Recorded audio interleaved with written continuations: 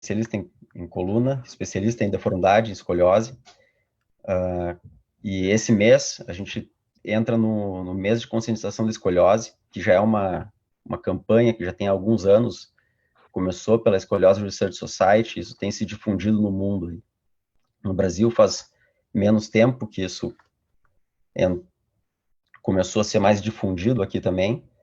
Então eu convidei alguns amigos para fazer uma série de lives aí para a gente esclarecer alguns temas sobre esse assunto. E hoje eu convidei dois amigos, né, o Samuel, que é de Porto Alegre, no Rio Grande do Sul, e o Anderson, que é um neurocirurgião de Natal, no Rio Grande do Norte. Então, nós vamos falar um pouco sobre a escoliose, tentar desmistificar um pouco, então, essa doença, né? E trazer um pouco a experiência deles também e ver como que isso tem funcionado, como que está aí no nosso país que é tão grande aí. Tá bom? Deixa eu ver se eu convidar eles aqui para entrar.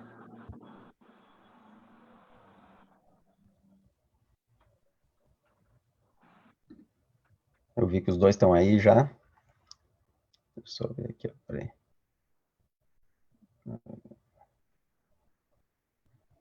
Aí, ó.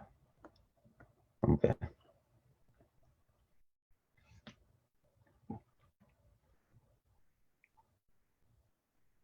Boa noite.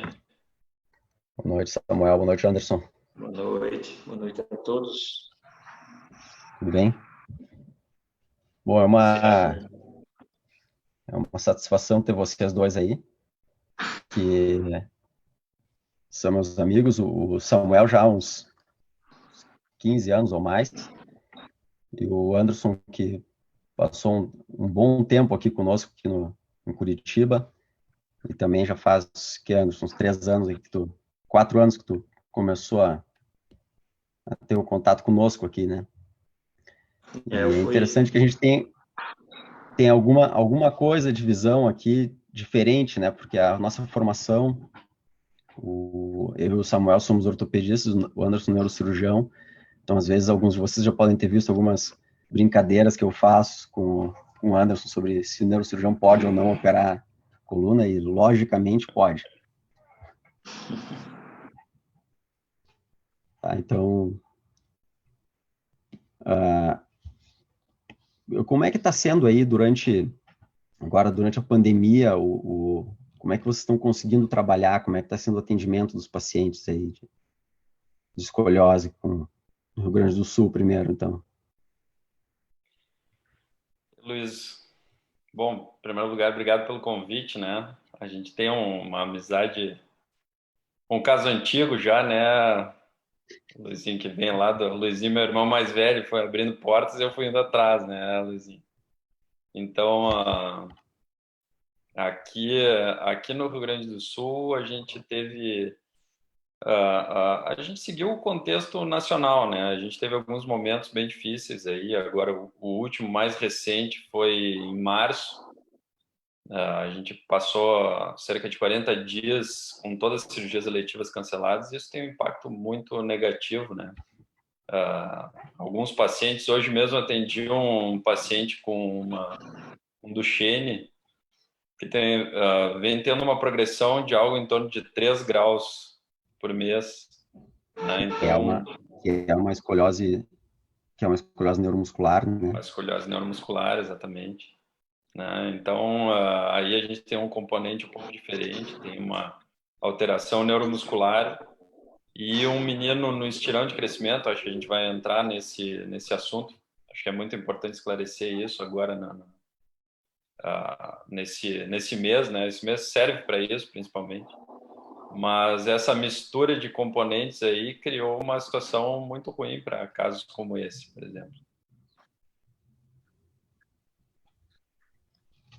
E aí, Anderson, como é que tá? Vocês estão conseguindo trabalhar aí? Os pacientes estão chegando?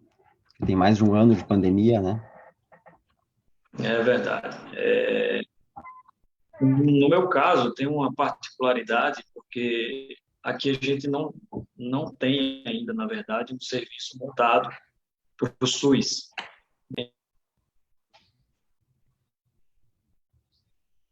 Acabo recebendo os pacientes que têm uma demanda reprimida. Então, há alguns casos até judicializados, e a secretaria tem dado prioridade para esses casos. Então, acabam chegando, a gente consegue avaliar, óbvio que tem as dificuldades inerentes ao SUS, consegui já fazer alguns casos, né, com algumas dificuldades também, porque a gente não tem todos os recursos, mas temos tido algum êxito, né? Devagarinho a coisa está indo. E no convênio, no consultório, a dificuldade de chegar é mais pela questão da pandemia mesmo, né? Por se tratar de um problema que a população ainda tem pouco ciência da sua evolução, né? Acredita-se que dá para esperar. Então, no contexto da pandemia, as consultas têm sido em menor volume, talvez por esse medo de chegar e precisar resolver de imediato o problema. Uhum. E você tem percebido, assim, esses pacientes chegando mais tarde para vocês? Sim, tanto no SUS quanto no convênio um pouco antes, né, pela facilidade do acesso, mas tem chegado mais tarde, sim. No SUS, pacientes com curvas já estabelecidas, né, tardias, muitas vezes curvas rígidas, porque já tinham tido as indicações cirúrgicas bem anteriormente, e a dificuldade de chegar também por essa via dificulta ainda mais a finalização do processo, né? E a solicitação do pré-operatório e a organização para fazer a cirurgia. Aqui em Curitiba, a Secretaria Estadual está com um bloqueio das cirurgias eletivas também. Isso tem se renovado nos últimos, se não estou enganado, esse é o 4º mês já. Então, a gente tem conseguido manter algumas cirurgias porque eles permitem cirurgias eletivas que eles chamam de essenciais, né? Que são cirurgias que o paciente tem um risco ou de vida ou de uma piora que vai levar a algum quadro irreversível ou que vai mudar o prognóstico do paciente. Então, a gente tem operado alguns casos mais graves na maioria das vezes, assim, o que se torna mais até desgastante, né? Porque a gente acaba tendo muito paciente complexo aí para operar. E o que acontece, Samuel? Para o pessoal entender, assim, quando a gente tem essa demora de vir, né? Os pacientes às vezes têm medo de vir para o consultório, os pacientes do SUS acabam tendo mais demora do que muitas vezes já acontece no Brasil. O que pode acontecer, né, com esses pacientes que têm escoliose? A gente tem uma variabilidade grande entre os pacientes, né? Tem alguns aspectos que a gente tem que levar em consideração, assim, o potencial de agravamento das curvas. Eu acho que esse é um ponto muito importante, né? Pacientes que estão em fase de crescimento muito rápido, alguns pacientes com escoliose de início mais precoce, assim, que começam com menor idade, a gente acaba vendo uma piora muito grande do valor angular. Isso tem do valor angular das curvas, né? Da curva, né? Então, o prejuízo nesse contexto é inegável. A gente vai acabar operando pacientes aí em situações muito mais demoradas, mais demandantes, com maior risco, em que a correção precisa ser maior e acabam sendo cirurgias mais agressivas, né? Então, eu acho que depois, talvez a gente possa esmiuçar um pouco melhor esse assunto, assim, sobre o que é um ângulo que define tratamento cirúrgico numa curva de escoliose, mas a gente passa a ter mais casos negligenciados, casos de escoliose de alto grau, que poderiam ter sido operados no tempo hábil, com cirurgias relativamente mais simples, né? Então, muda o cenário. Quando a gente pensa num contingente de pacientes muito grande, que é o que a gente tem nos serviços que atendem SUS em maior volume, isso vira um problema. Talvez a gente passe aí um ano correndo atrás do prejuízo da pandemia ou mais, né? Eu acho que vai ser bem mais.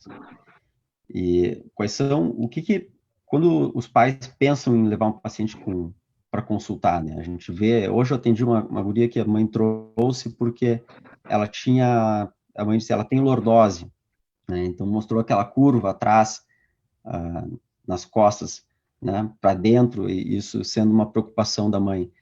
Quais são os sinais aí, Anderson, que os pais têm que estar atentos, que chamam a atenção que pode ser realmente uma escoliose? Como você tocou nessa questão aí da lordose, né? Minha consulta da escoliose, principalmente a primeira consulta, eu costumo dar uma aula assim bem básica para os pais, né, falando uma linguagem mais simples, explicando o que é uma curva normal, né, a lordose, a cifose, né, os segmentos da coluna, numa linguagem bem simples eu explico o que é. Mas no contexto da escoliose, eu falo que é um problema na coluna tridimensional, ou seja, ela se altera em 3 planos. Então, você vai ter o desvio lateral, vai ter a rotação das vértebras, e isso implica em sinais que se observam no exame físico. Então, eu oriento, se você vê o seu filho, sua filha com um ombro mais alto do que o outro, né, uma assimetria do quadril, a presença de uma giba torácica ou lombar, que é aquela saliência também assimétrica na região das costas, né, da escápula ou da pá, como a gente fala bastante aqui no Nordeste, né, faz a manobra de Adams e fala que se acentua essa deformidade, né, essa assimetria. Então, são sinais que podem ser observados e, eventualmente, nos levar ao diagnóstico da escoliose. Então, eu oriento bem direitinho, explico assim, de maneira bem didática para que não fique nenhuma dúvida a respeito do diagnóstico. Sim. E dor, ao contrário do que muitos pensam, né? Muitos veem por causa disso, dor não é uma característica da escoliose, né? Alguns pacientes até podem ter dor, mas na maioria das vezes essa é uma doença silenciosa, né? O paciente não se queixa de alguma coisa. E crianças e adolescentes, às vezes, têm um pouco de vergonha dos pais por causa do corpo, da mudança, então demora mais tempo, às vezes, para os pais perceberem, né? E, e isso é importante porque além dessas curvas chegarem, desses pacientes chegarem com curvas mais graves, às vezes, não só pensando no tratamento cirúrgico, mas muitas vezes a gente consegue evitar a cirurgia, né, se a gente faz o diagnóstico precoce. Eu acho que esse é o principal ponto que a gente deveria falar aqui, o principal ponto, o principal objetivo do Junho Verde, que é a conscientização exatamente do diagnóstico precoce. Que isso que muda com isso é que a gente pode realmente mudar a história natural da doença, né? Samuel, tem uma coisa que eu já vi tu falando algumas vezes, eu pedi até para tu fazer a conta da quantos pacientes com escoliose, mais ou menos, devem ter no Brasil hoje. Sabe, Luiz, que justamente essa semana a gente estava preparando uma matéria aí na Santa Casa e eu conversei com o nosso coordenador da pesquisa lá, o Álvaro, para ele me ajudar nesse levantamento. E os dados são interessantes, assim, eu costumo falar no consultório que escoliose é mais comum do que parece, né? O problema é justamente o que a gente está tratando aqui no Junho Verde. As pessoas não conhecem, não conhecem o assunto. Mas, só para a gente ter uma ideia, eu vou falar de alguns dados do Rio Grande do Sul, mas é possível de se extrapolar para o Brasil inteiro. No Rio Grande do Sul, a gente tem uma população de algo em torno de 10 a 11 milhões de habitantes. A população de 5 a 15 anos compreende mais ou menos 1 milhão e 600 mil habitantes. Então, se a gente tem uma prevalência estimada, isso é um dado relativamente consolidado nos estudos, na literatura, né? Uma prevalência de algo em torno de 2 a 5%, varia conforme os estudos, mas nessa média. Então, se a gente considerar 4% de prevalência, ou seja, a presença de casos nessa população, a gente está falando aí de 40 mil casos. né? E se a gente considerar, então, só pacientes com curvas maiores do que 30 graus, né? A gente está falando de cerca de 500 casos potencialmente cirúrgicos no Rio Grande do Sul, né, atualmente, por ano. Tá? Quando a gente pensa na incidência, que é o número de casos novos, a incidência estimada na literatura é algo em torno de 9 casos para 100 mil habitantes. Isso no Rio Grande do Sul, que é um estado de 10 milhões de habitantes, significa mais ou menos 145 casos novos por ano. Então, isso colocado no nosso contexto aqui, né, o Hospital da Criança talvez seja o principal serviço que atende SUS e que faz esses atendimentos em grande volume. A gente não dá conta dessa demanda, são muitos casos novos. E eu costumo falar para os pacientes no consultório, só para ter uma ideia, às vezes a família chega num primeiro contato com esse assunto, com esse tema da escoliose, né? Uma criança ou um adolescente que tenha que iniciar tratamento. E eu costumo dizer que se essa menina ou menino estuda num colégio com mil crianças da mesma idade, alguém lá tem escoliose e está fazendo tratamento, entende? Então, a escoliose não é tão incomum quanto parece, né? A questão toda que é justamente o tema da nossa discussão hoje é conscientizar, é trazer o assunto ao público. O exemplo que eu cito é um pouco mais simples que o teu, que se tu tem uma prevalência de 3%, digamos, isso dá que em uma turma no colégio, em torno de 35 alunos, provavelmente um vai ter escoliose. Então, é bastante gente. A maioria das vezes não precisa realmente de tratamento, né? A maioria das vezes é uma escoliose mais leve, mas alguns casos realmente podem ser mais graves, e alguns casos, na verdade, eles evoluem, né? E tem o que fazer com esses casos. Né, Anderson? O que tu acha aí sobre por que a gente é tão importante fazer o diagnóstico precoce? Como é que a gente pode intervir para ajudar esses pacientes? O tratamento da escoliose vai desde a observação até o tratamento cirúrgico, que é o que a gente considera de mais invasivo. E o diagnóstico precoce é importante, porque se a gente puder poupar o paciente de uma cirurgia, é muito melhor para o médico, para o paciente, para a família, não ter que passar por essa fase, que a gente sabe que, apesar de ter evoluído bastante em termos de segurança, é sempre melhor que a gente evite a cirurgia. Então, como você mesmo falou, a maioria dos casos acaba que nem precisa de cirurgia. A gente vai fazendo um acompanhamento, uma observação, e a curva tende a estabilizar, muitas vezes, num grau pré-colete. Ou, se possível, né, se a curva está evoluindo e você diagnostica de maneira precoce, você indica o colete de maneira bem indicada para que o paciente não evolua para um grau de curva cirúrgico. Então, a importância do diagnóstico precoce é justamente esse: oferecer um tratamento eficaz, um tratamento mais cedo e menos traumático para aquela criança ou adolescente. E como é que tem conduzido esses casos, Samuel, de colete aí? Como é que tem sido esses pacientes estão chegando em ti hoje em graus que são factíveis para o colete?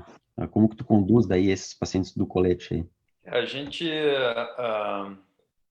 gente tem os pacientes, geralmente no consultório, os pacientes chegam num momento mais precoce, né? A gente vê essa divisão. No sistema único, a gente acaba tendo mais dificuldade, né? Os tratamentos com colete, hoje a gente tem alternativas muito boas, né? Aqui em Porto Alegre a gente consegue ter acesso a bons coletes, mas eventualmente os custos são elevados, né? Bons coletes, fisioterapia, fisioterapia, nós temos parceiros aqui que entendem bastante do assunto, mas o custo às vezes é inacessível. Isso é tema de discussão, tem sido um tema de discussão no nosso serviço aqui, de como proporcionar o acesso a esse tratamento aos pacientes do sistema único, né, que muitas vezes não têm condições de bancar o tratamento com aortas e eventualmente fisioterapia, outros tratamentos que são adjuvantes e são muito bons, né? E a gente hoje tem coletes mais automanejáveis e alguns métodos que estão associados a exercícios e a protocolos de fisioterapia. Tem um caso interessante que teve uma paciente do SUS, né, que chegou no ambulatório lá e já tinha uma escoliose um pouco mais grave e acabou precisando de cirurgia. Isso já foi tudo bem, ela já deve estar quase tendo alta do ambulatório. E a irmã mais nova dela, daí eles, né, já conhecendo a doença, identificaram cedo e levaram ela cedo para consulta. E a gente tem acompanhado ela faz um tempo já. E esse aqui é o primeiro colete que ela fez. Tá? É um paciente do SUS lá, ela me deu o colete quando ela trocou esse por um mais novo.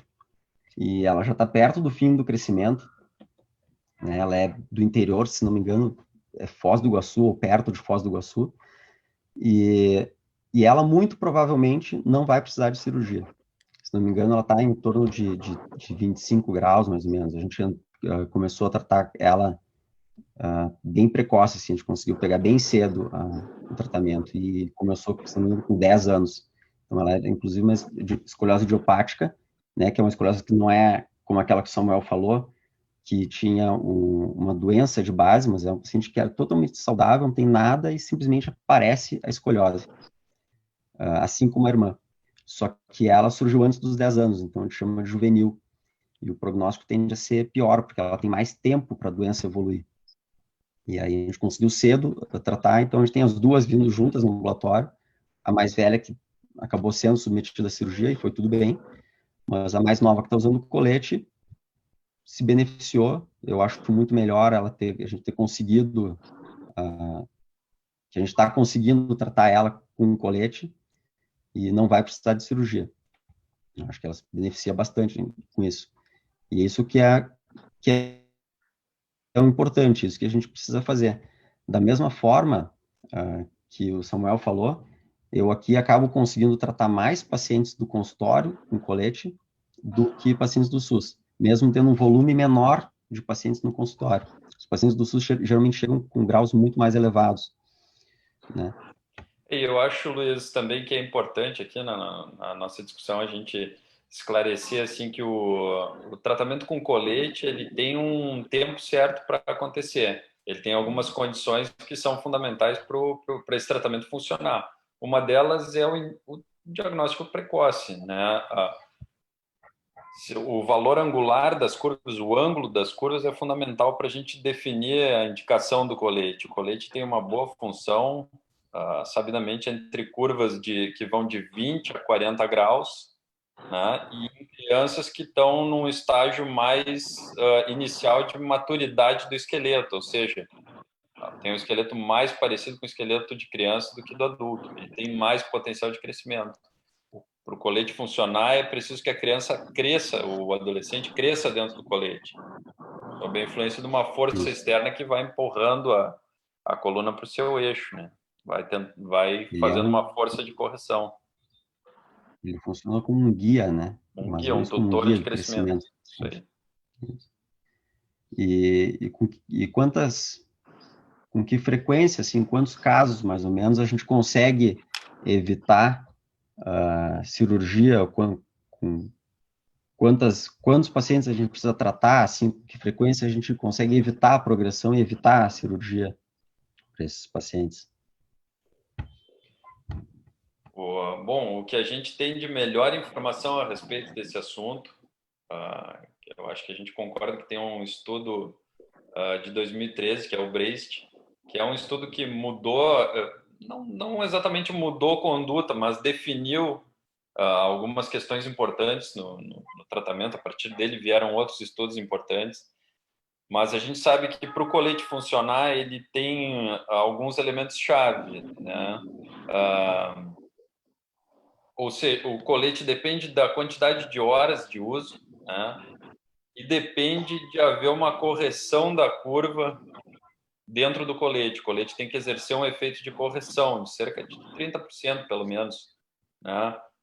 Se fala de algo entre 30% e 50% do valor da curva. Então, se a gente tem uma curva de 30 graus, o colete tem que reduzir esse ângulo para algo em torno de 20 e ser usado acima, no mínimo, de 12 horas por dia. Quando a gente aumenta a carga horária do colete, especialmente quando a gente vai para valores acima de 18 horas por dia, a gente tem mais de 90% de eficiência do colete.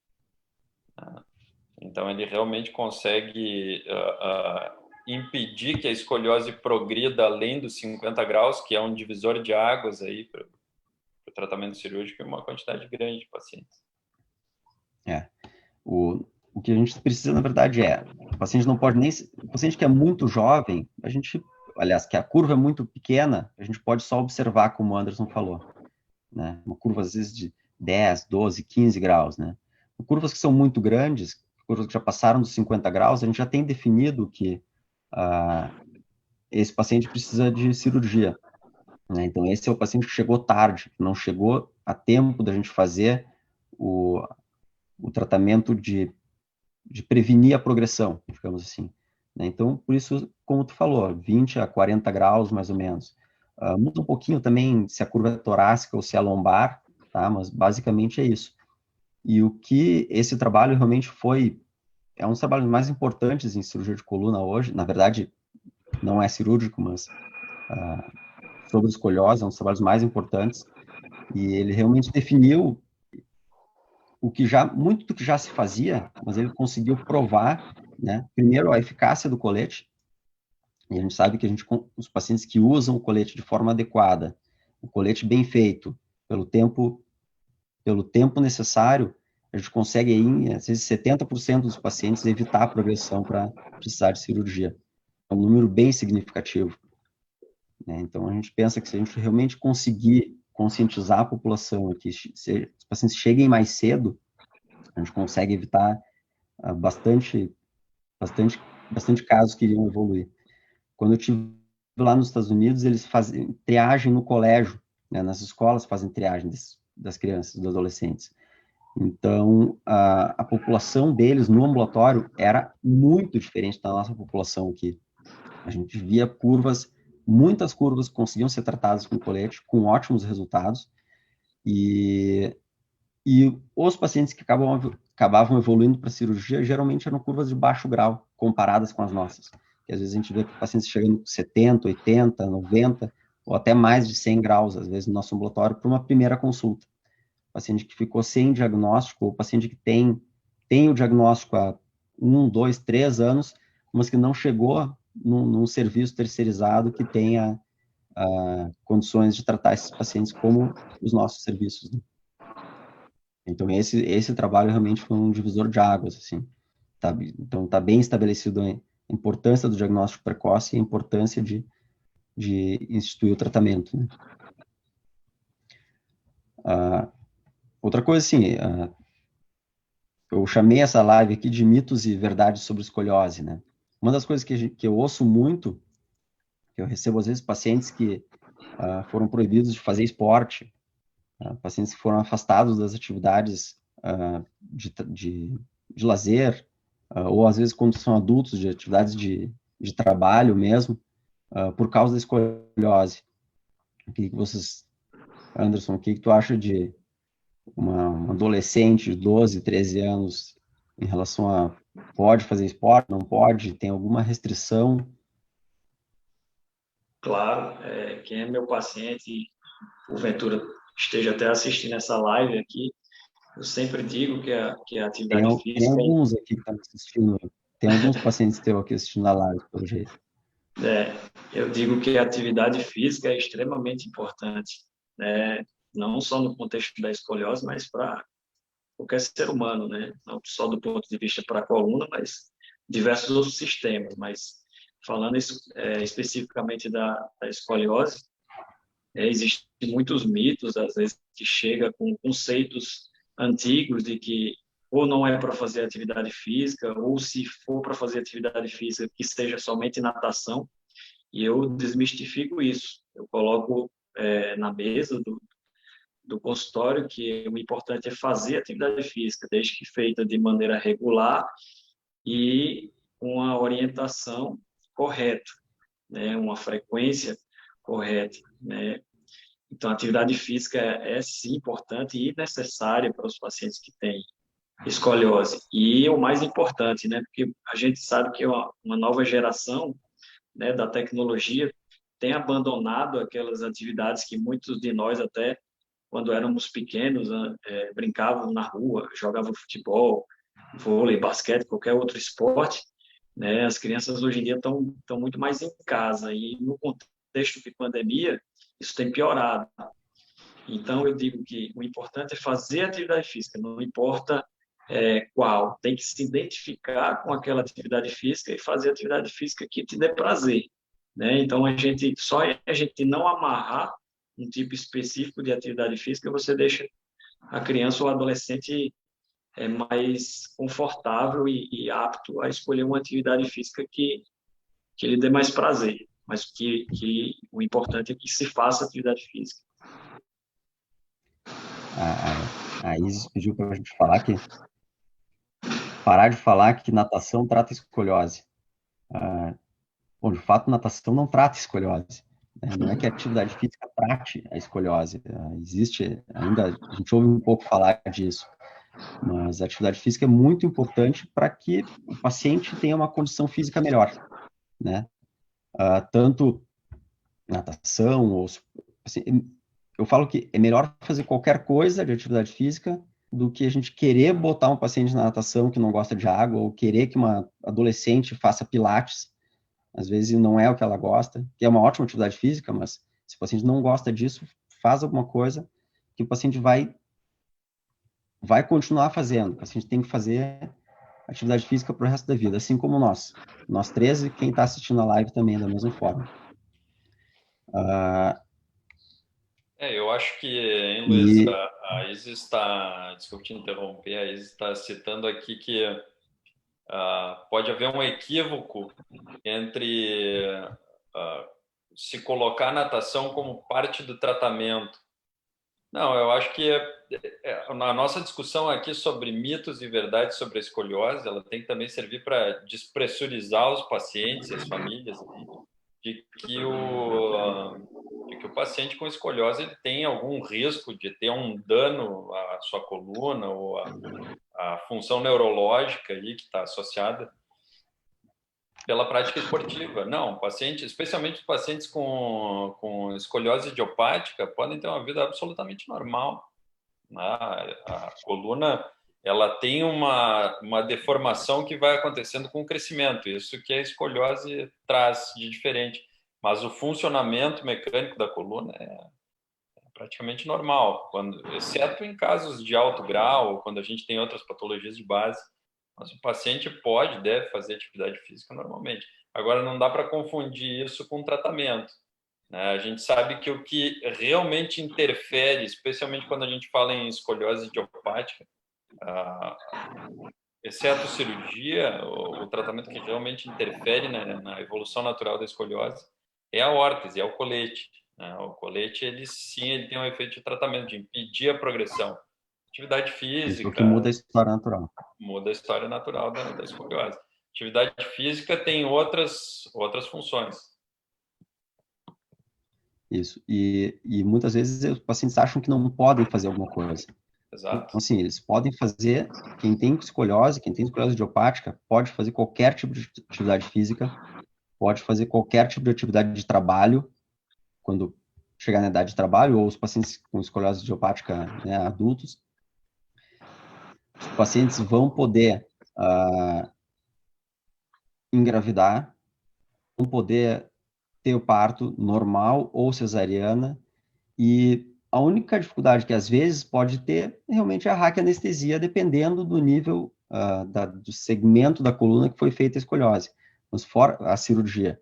Mas fora isso, pacientes ou não operados ou pacientes que têm uma completamente normal, né, vida normal para esses pacientes, de atividade física sem nenhuma restrição. E outra coisa é pensar que a atividade física, o excesso de atividade física, possa ter contribuído para a escoliose. Carregar peso, carregar a mochila de um lado só, a bolsa de um lado só, ou mesmo hoje que a gente fica, especialmente os adolescentes, né, que ficam muito tempo no computador, em casa, sofá, isso não causa escoliose, isso pode causar má postura, ou cifose postural, pode estar relacionado com dor nas costas, pode estar relacionado com problemas de verdade, mas não a escoliose, né? Então, isso é uma das coisas que tem que ser desmistificadas também. Os pacientes não têm culpa de ter escoliose. Os pacientes não têm escoliose porque eles fizeram alguma coisa errada, né? É isso aí. Inclusive, eu tenho recebido até alguns pacientes que chegam e afirmam, assim, de maneira bem enfática: doutor, me foi aconselhado que eu deveria parar a atividade física porque prejudicaria mais, né? Inclusive até mães mesmo. Eu pedi para minha filha parar a atividade física porque eu imaginei que iria piorar. E eu digo, não, é justamente o contrário. Se fizer atividade física, tiver um bom suporte muscular, a chance de haver piora é menor. Óbvio que cada paciente tem uma particularidade. Existem aqueles que vão evoluir independente inclusive até do uso do colete, da atividade física, e muitas vezes a gente não sabe o porquê, né? Além, óbvio, do que já é documentado, da imaturidade esquelética. Então, se é imaturo, vai crescer, então a gente sabe que o potencial de piora acompanha esse potencial de crescimento. Mas fora isso, né, a atividade física é extremamente importante também para a condução paralela ao acompanhamento médico. Um exemplo que eu gosto sobre o paciente que tem escoliose, pode ou não fazer atividade física, tem um atleta que certamente todo mundo aqui conhece, que é o Usain Bolt. O Usain Bolt tem escoliose. Eu nunca vi o raio-x dele, ele não é meu paciente, eu não sei aonde que é a escoliose dele, eu já vi fotos dele, procurei daí na internet, eu vi fotos dele, aparentemente ele tem uma escoliose lombar, mas tem declarações dele falando sobre isso, e tem escoliose, fez atividade física, e foi o maior velocista, o maior atleta de atletismo da história dos Jogos Olímpicos, né? Na verdade, da história, né? Então, quem tem escoliose, definitivamente pode fazer atividade física. E tem outros exemplos. Tem outros exemplos tem uma nadadora também que nadou nas Olimpíadas e que tinha escoliose também, né? Mas, enfim, esses pacientes que, tudo bem, a gente não fez o diagnóstico precoce, a gente não conseguiu usar o colete, o paciente já chegou num nível, num grau mais de 45, 50 graus e que precisou de cirurgia. É muito comum, ainda existe o mito da cirurgia de coluna ser uma coisa extremamente arriscada, né? Os pacientes acham que vão fazer cirurgia e acham que não vão mais andar, acham que não vão conseguir fazer atividade, acham que isso vai interferir de uma forma muito expressiva na vida deles, né? E, Samuel, o que tu acha sobre isso aí? O que tu orienta os seus pacientes? Como tu esclarece eles sobre isso? Olha, Luiz,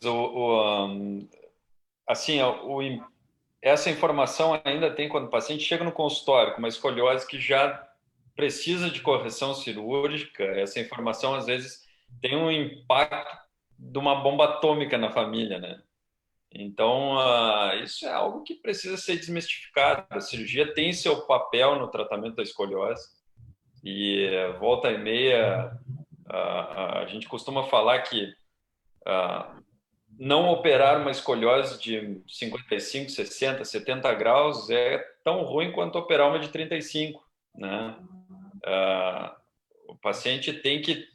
Hoje existem recursos de tratamento, a cirurgia evoluiu muito, os recursos de infraestrutura hospitalar, as tecnologias que a gente usa, neuromonitorização, E aí a gente poderia entrar numa série de ferramentas aí que surgiram nos últimos anos e se tornaram acessíveis, né? Veja, a neuromonitorização, que é a monitorização medular intraoperatória, é algo que tem um impacto Que é como aquele exame de eletroneurografia das agulhinhas, que a gente testa Exato. durante a cirurgia se os nervos estão funcionando, se está passando informação, né, da cabeça até os membros inferiores, se está tudo, medula, se está tudo funcionando.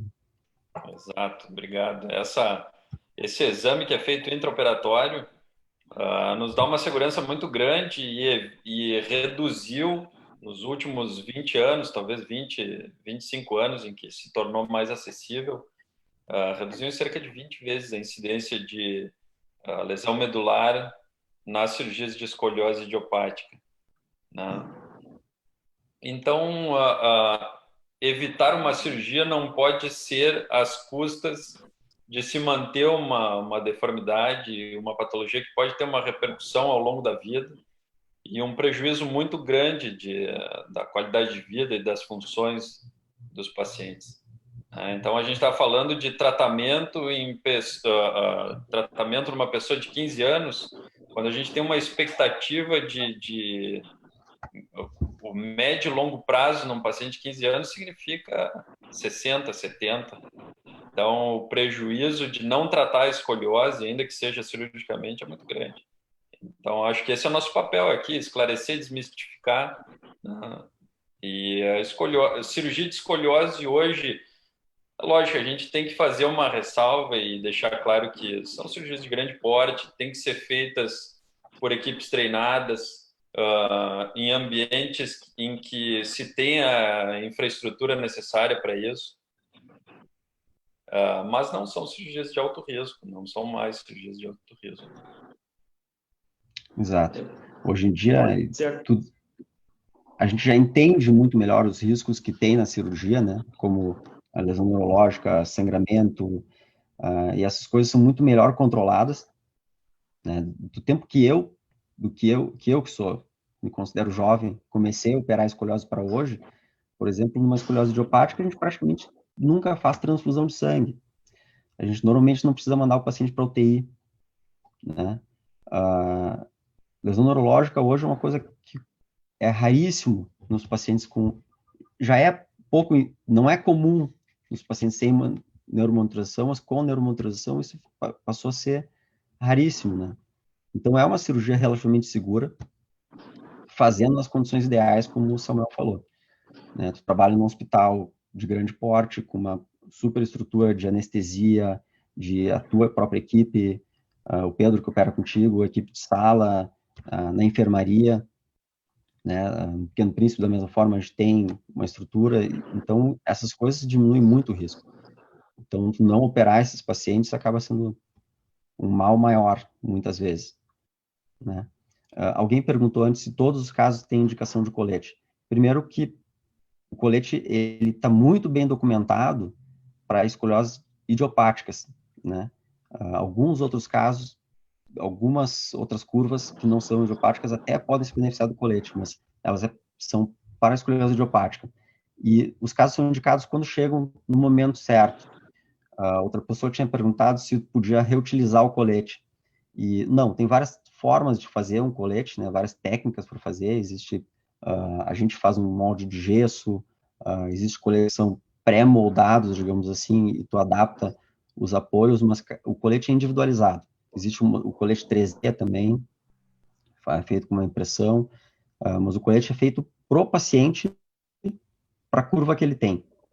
Tá? Então, a gente não consegue usar um colete de outro paciente, né? E muitas vezes, né, Luiz, desculpa te interromper, o próprio paciente ao longo do tratamento tem que trocar de colete porque ele cresce, né? O colete fica pequeno, as mudas de configuração. Exatamente isso que eu ia acrescentar, né? O próprio paciente, porque se ele está usando o colete, provavelmente, e bem indicado, é porque ele está na fase de crescimento ainda, passando pela fase do estirão puberal, que é onde existe um crescimento mais acelerado, então ele provavelmente vai precisar mudar também o teu colete. Essa minha paciente aqui, ela está já usando o segundo ou terceiro colete. Eu acho que é o terceiro colete que ela tá já. O diagnóstico foi bem cedo e ela já tá quase no final do tratamento, acho que ela tá no terceiro colete, né? Outra coisa, os pacientes costumam achar que depois da cirurgia de escoliose, o paciente tem risco de não caminhar mais. Então, acho que isso a gente já falou, né? É um risco muitíssimo baixo hoje em dia. Mas alguns acham que vão fazer a cirurgia, vão ficar 3 meses na cama, 1 mês no hospital. E hoje a recuperação, assim como a cirurgia, a recuperação pós-operatória mudou bastante, né? Como é que tá o teu protocolo aí, Samuel? Hoje, isso é uma coisa muito bacana que a gente desenvolveu. Acho que é algo que eu trouxe aí do Pequeno Príncipe, né? Ah, a questão da reabilitação precoce, né?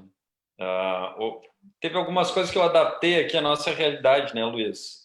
Hoje, por exemplo, a gente usa a raquianalgesia, né?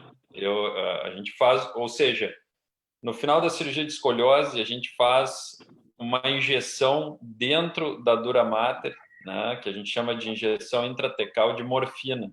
Então, a gente joga morfina dentro do líquido que circula em todo o sistema nervoso central. É a mesma Isso, anestesia que muitas vezes é feita para o parto, né? Muitas mulheres exato, conhecem isso. exato. Semelhante a uma raquianestesia. Mas a gente não faz um bloqueio, né? A gente joga só analgésico lá para dentro. Isso nos dá algo em torno de 20 horas de muito boa analgesia. Então, o primeiro dia de pós-operatório acaba sendo um dia de menos dor do que o esperado. E com isso, a gente tenta colocar os pacientes em pé e com a ajuda da fisioterapia nas primeiras 20 horas. Quando a gente consegue fazer o paciente caminhar nas primeiras 20 horas ou 24 horas, isso acontece na grande maioria dos casos de escoliose idiopática, a gente tem aí 3 dias subsequentes de internação. Então, hoje, o paciente, num cenário ideal, ele caminha no primeiro dia e lá pelo quarto dia ele está praticamente pronto para ir para casa, né? Então, a gente reabilita os pacientes precocemente. E isso faz uma diferença tremenda aí na evolução do paciente. Isso tem vários trabalhos mostrando isso, tem grupos de estudo, o Harmstead Group começou, né, fazendo uma sequência de trabalhos para tentar homogeneizar esse pós-operatório. Hoje, quando a gente opera de manhã, muitas vezes a gente bota o paciente sentado, em pé, e às vezes a gente começa a dar os primeiros passos com os pacientes no final da tarde. Então, isso é bem diferente do que muita gente imagina por aí, que o paciente vai ficar 2, 3 semanas, meses, às vezes os pacientes acham que vão ficar sem sair da cama. Pelo contrário, depende muito de a gente conseguir tirar os pacientes da cama, a recuperação dos pacientes, né? E Anderson, depois da cirurgia, esses pacientes voltam a ter uma vida normal, conseguem fazer tudo, os pacientes que foram operados. Totalmente normal, né? Só complementando, né, enfatizando o que o Samuel falou, eu também trouxe o protocolo do Pequeno Príncipe para cá, né, e eu acho que é a coisa que eu mais falo na minha consulta pré-operatória. Eu até brinco com os pacientes, eu vou falar uma frase aqui, vou repetir 3 vezes. Eu vou dizer que quanto mais cedo a gente levantar da cama, melhor e mais rápida a recuperação. Quanto mais cedo a gente levantar da cama, mais rápida a recuperação. Então, falo isso umas 3 vezes para ver se internaliza. E sempre eu passo, no dia anterior à cirurgia, converso, falo passo a passo da cirurgia e repito mais uma vez.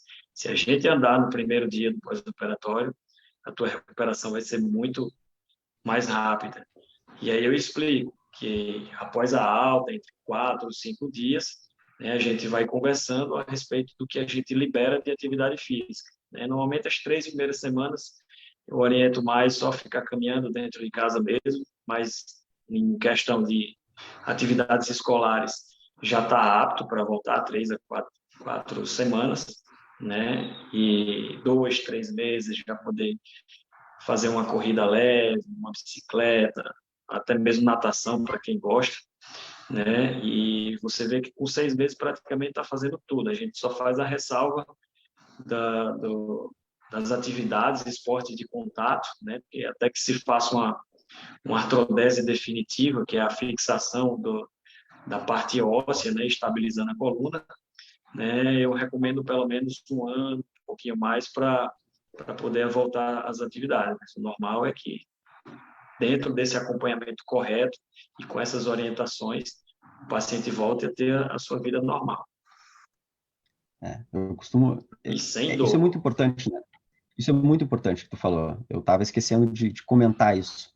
Mas a orientação dos pacientes é muito importante. A orientação dos pacientes antes da cirurgia faz toda a diferença na recuperação. Porque se tu chega para um paciente que fez uma cirurgia de escoliose e ele não está preparado para isso, tu chega, ele operou de manhã e tu vai de tarde, tu fala para ele que tu quer que ele fique em pé,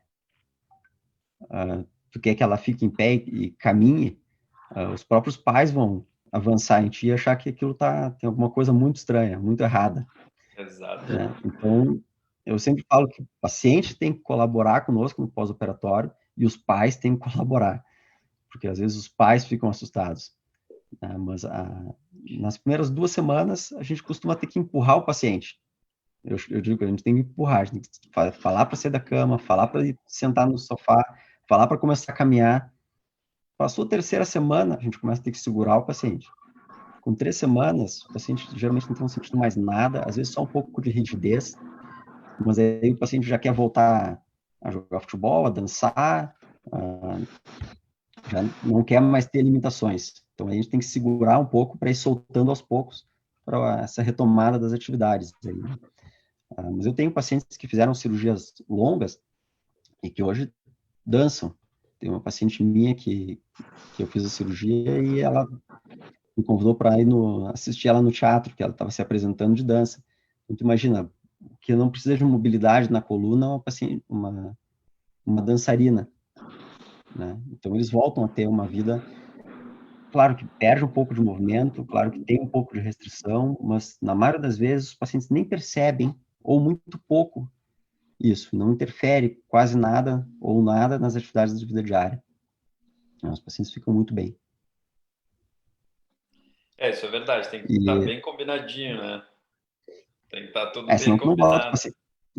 Senão tu não bota o paciente em pé no mesmo dia, né?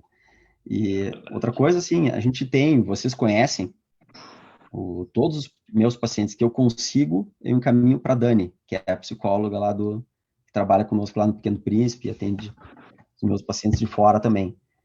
Inclusive, eu vou fazer uma live com a Dani aqui, se não me engano, dia 15, para tentar entender a mágica que ela faz com os nossos pacientes. Porque ela atende os nossos pacientes, ela às vezes, quando possível, ela mostra o hospital, ela mostra onde que é o centro cirúrgico, onde que é a enfermaria, onde os pacientes vão ficar internados, UTI para os pacientes que precisam. E esse contato maior comigo, com o hospital, com a Dani, faz com que eles tenham uma segurança e uma tranquilidade que muda muito a facilidade com que a gente lida com esses pacientes. Eles sentem aí uma percepção minha, eles sentem menos dor, porque não é a dor que diminui, claro, mas eles ficam mais confiantes, eles sabem o dia que vão ter mais dor, no segundo dia, como disse o Samuel, no primeiro dia eles estão mais tranquilos, então eles não se preocupam tanto, então isso faz muita diferença. Essa conversa aí que o Anderson falou faz toda a diferença. Inclusive, uma coisa que eu tenho instituído aqui, porque, como eu falei, a gente não tinha um serviço de deformidade. Na verdade, ele ainda está caminhando, né? Subindo os primeiros degraus. E como no Pequeno Príncipe tem esse suporte psicológico que eu não tenho ainda. Então, eu tento fazer com o meu paciente, vamos dizer assim, grande parte do que eu gostaria que tivesse com a psicologia. Então, eu opero ainda no hospital que 95% adulto, né? Mas eu faço questão de estar o tempo todo presente, conversando, esclarecendo dúvidas. Na própria consulta, eu digo, a gente só vai fazer essa cirurgia quando você estiver 100% seguro e tirar todas as suas dúvidas em relação tanto do intraoperatório, da recuperação pós-operatória, e uma coisa que eu trouxe também, que eu acho bastante humano, legal, no sentido assim de deixar o paciente seguro, é o paciente entra no centro cirúrgico com o seu familiar, seja com o pai, com a mãe. Eu só deixo sair quando realmente ocorreu a indução anestésica e o paciente já está dormindo. Então, assim, aos pouquinhos a gente vai instituindo algumas mudanças que fazem grande diferença nessa questão da segurança do paciente. Tem já um depoimento de alguém aqui que fala que as tuas orientações pré-operatórias são realmente boas, Anderson, realmente efetivas.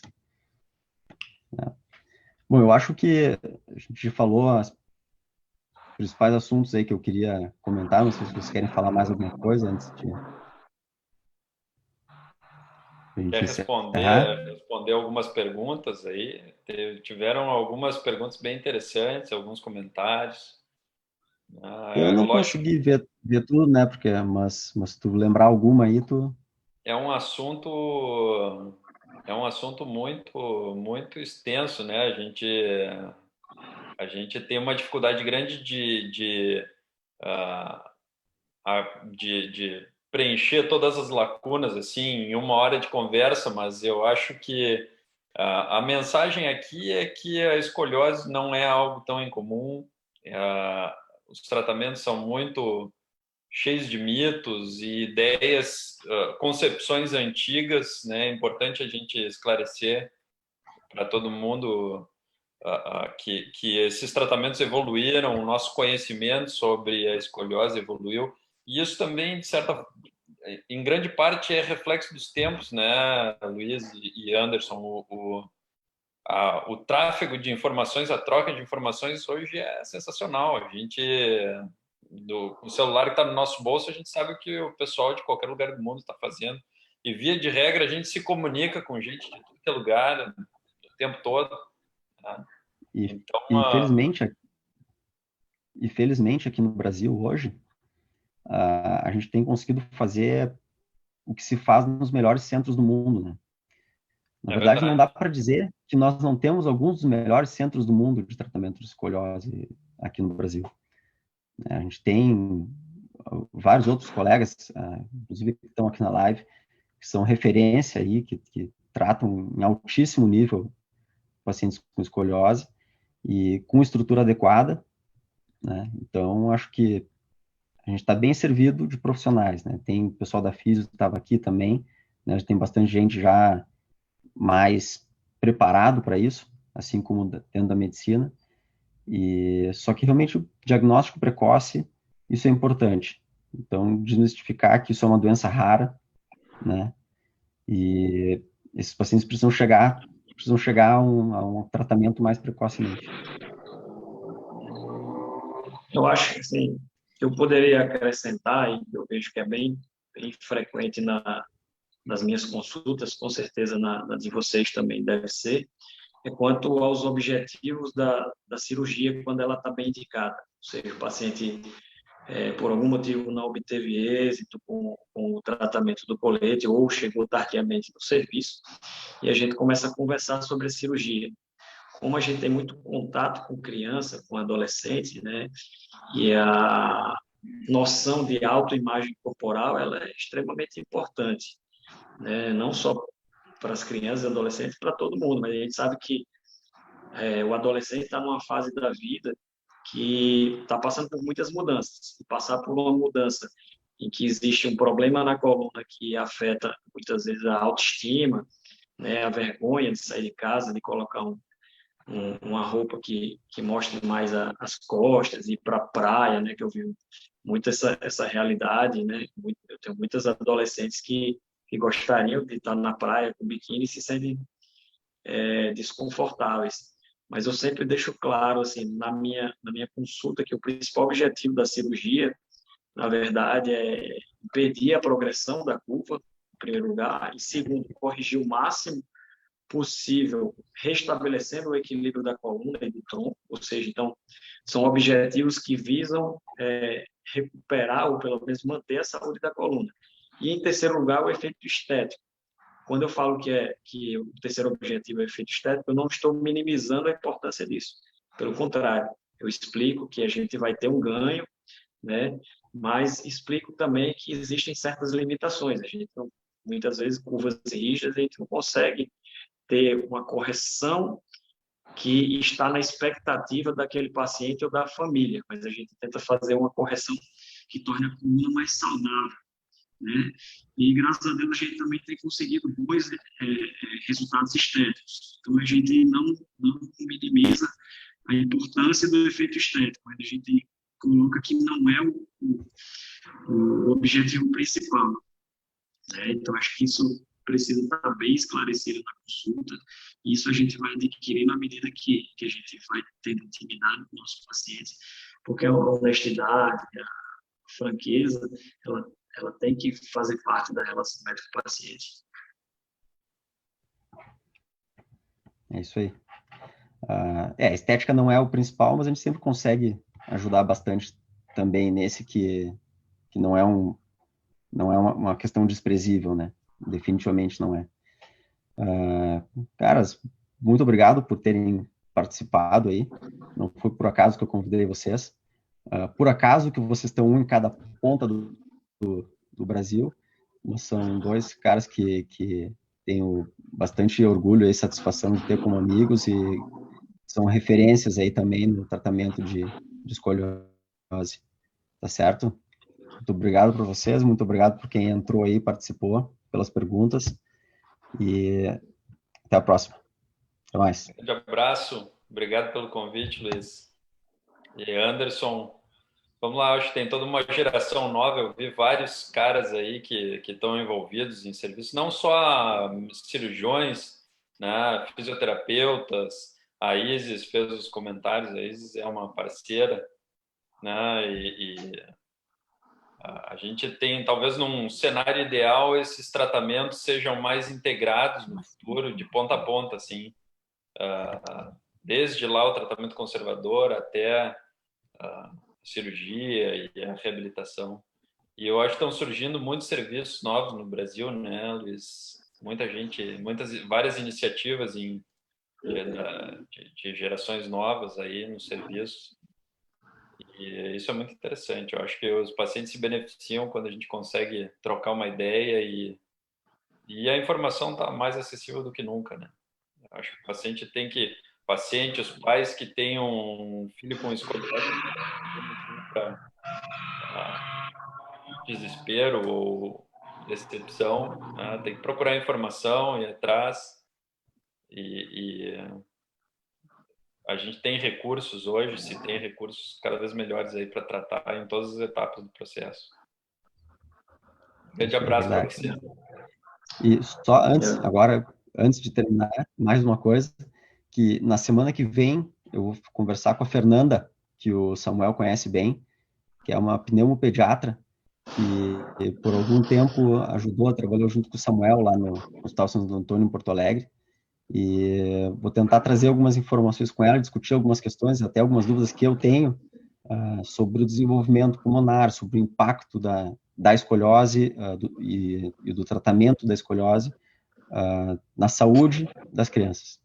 Tá? Então, vocês dois e quem está participando estão convidados, vai ser uma honra. Deixa eu fazer também meus agradecimentos, né, de maneira especial. Assim, hoje eu me sinto muito honrado de poder estar participando disso, da gente ter uma relação assim, de amizade mesmo, de discutir casos. Acho que é importante os pacientes saberem que não é vergonhoso você discutir um caso com outro colega, pedir ajuda, porque, na verdade, o objetivo maior é a gente oferecer o melhor tratamento para os pacientes, né? E saber que eu, como neurocirurgião de formação, cheguei no Pequeno Príncipe até um pouco sob suspeita, desconfiança, será que o neurocirurgião vai ter capacidade de acompanhar aí a deformidade, né? Eu fiquei muito feliz de receber um feedback positivo do Miller, do Dr. Carlos, até do Dr. Luiz Eduardo, né, que é mais na dele. Então, ao longo da nossa convivência, ter conquistado essa confiança e essa credibilidade, né, me deu mais incentivo para poder lutar pelas conquistas aqui na minha cidade, né? Então, fico feliz e sei que que essa amizade aí vai ser só positiva para a gente e para os pacientes. Agradeço mesmo. Os pacientes que saem ganhando com a sua persistência. Então tá bom, pessoal. Boa noite. Valeu. Boa noite a todos. Muito obrigado. Boa noite.